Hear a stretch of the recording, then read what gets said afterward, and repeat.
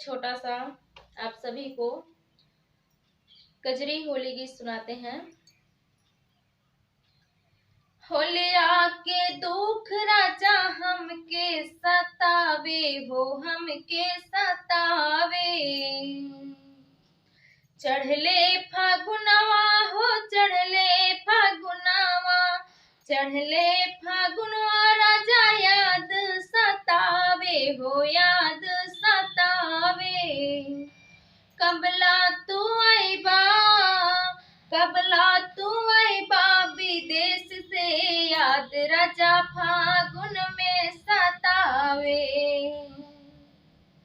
फागुन के बिरहा में अग्नि जले पिया अवतनी परदेश से। अब की फागुन में बियर चलाए पिया अवा परदेश से ना। तो दोस्तों, फागुन में लोग बहुत एंजॉय करते हैं और मस्त रहते हैं, स्वस्थ रहते हैं। तो फागुन में हर पत्नी चाहती है कि उसका पति उसके पास रहे और उसके साथ रंग खेले, मौज मस्ती करे। तो दोस्तों, गाना अच्छा लगे तो लाइक सब्सक्राइब जरूर करें और जो गलती भी हो दोस्तों क्षमा करें।